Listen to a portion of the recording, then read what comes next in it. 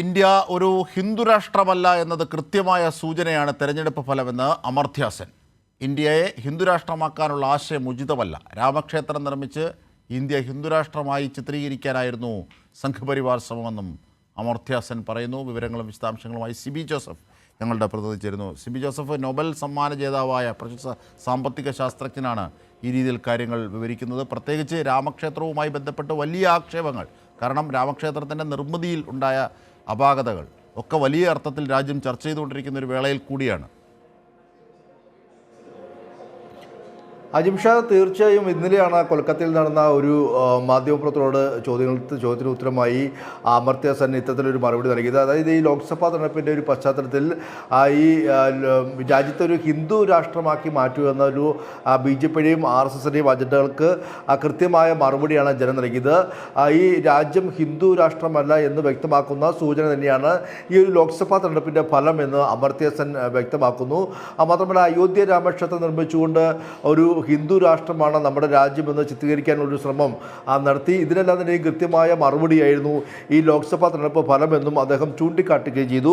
മറ്റൊരു പ്രധാനപ്പെട്ട കാര്യം, നമ്മുടെ ഈ രാജ്യത്ത്, ഒരു മതേതരമായ രാജ്യത്ത് ഒരു തുറന്ന രാഷ്ട്രീയ മനസ്സോടെ ഇരിക്കേണ്ട ഒരു ആവശ്യകത കൂടി അദ്ദേഹം ചൂണ്ടിക്കാട്ടുകയും ചെയ്യുന്നുണ്ട്. മുൻ സർക്കാരിൻ്റെ ഒരു കോപ്പി മാത്രമാണ് ഇപ്പോഴത്തെ നരേന്ദ്രമോദി സർക്കാരിൻ്റെ ഈ മൂന്നാം സർക്കാരെന്നും അദ്ദേഹം പരിഹസിക്കുകയും ചെയ്തു.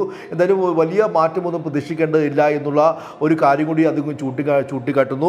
അതോടൊപ്പം തന്നെ മറ്റൊരു പ്രധാനപ്പെട്ട കാര്യം, ഈ BJPയുടെയും RSSൻ്റെയും ആശയങ്ങൾക്ക് ശക്തമായ ഒരു മറുപടിയാണ് ഈ ഒരു ലോക്സഭാ തെരഞ്ഞെടുപ്പിൽ നൽകിയതെന്നും അദ്ദേഹം പറയുന്നു. മഹാത്മാഗാന്ധിയുടെയും അതോടൊപ്പം തന്നെ രവീന്ദ്രനാഥ് ടാഗോറിൻ്റെയും നേതാജി സുഭാഷ് ചന്ദ്രബോസിൻ്റെയും എല്ലാം തന്നെ നാട്ടിൽ ഇത്തരത്തിൽ ഒരു ഹിന്ദു രാഷ്ട്രമെന്ന ആശയം ഒരിക്കലും നടപ്പാക്കാൻ പാടില്ല, ഇന്ത്യയുടെ സ്വത്വം അതല്ല എന്നും അദ്ദേഹം ചൂണ്ടിക്കാട്ടുകയും ചെയ്യുന്നു. എന്തായാലും ഇനി ഇപ്പോഴത്തെ ഒരു സാഹചര്യത്തിൽ പാവപ്പെട്ടവരും പണക്കാരും തമ്മിലുള്ള അന്തരം വളരെയധികം വർദ്ധിക്കുകയാണ്. ആളുകളെ വിചാരണ കൂടാതെ പോലും കൂടുതൽ കാലം ജയിലിൽ അടയ്ക്കുന്ന ഒരു സ്ഥിതിവിശേഷമെല്ലാം തന്നെയും ഉണ്ടാകുന്ന ഇപ്പോഴത്തെ ഒരു രാഷ്ട്രീയ സാഹചര്യം കൂടി അദ്ദേഹം ചൂണ്ടിക്കാട്ടുകയും അതിൽ അദ്ദേഹം ആശങ്ക പ്രകടിപ്പിക്കുകയും ചെയ്തിട്ടുണ്ട്. എന്തായാലും സാമ്പത്തിക വിദഗ്ധനും നൊബേൽ ജേതാവുമായ ഈ അമർത്യ സെന്നെ പോലുള്ള ആളുകളുടെ ഇത്തരത്തിലുള്ള നിരീക്ഷണങ്ങൾ ഇന്നത്തെ മോഡി സർക്കാരിൻ്റെ അവസാന കാലഘട്ടത്തിലും രണ്ടാം മോഡി സർക്കാരിൻ്റെ കാലഘട്ടത്തിലും ഒക്കെ അവരുടെ സാമ്പത്തിക നയങ്ങൾ രാജ്യത്തെ ദാരിദ്ര്യത്തെ എങ്ങനെയാണ് വർദ്ധിപ്പിക്കുന്നത്, സമ്പത്ത് ഒരു പക്ഷത്തേക്ക് മാത്രം കുന്നുകൂടുന്ന ക്രോണി ക്യാപിറ്റലിസത്തിൻ്റെ രീതി, ഇതിനെയൊക്കെ എതിരെ ശക്തമായ വിമർശനങ്ങൾ നേരത്തെയും അമർത്യ സെൻ നടത്തിയിട്ടുണ്ട്.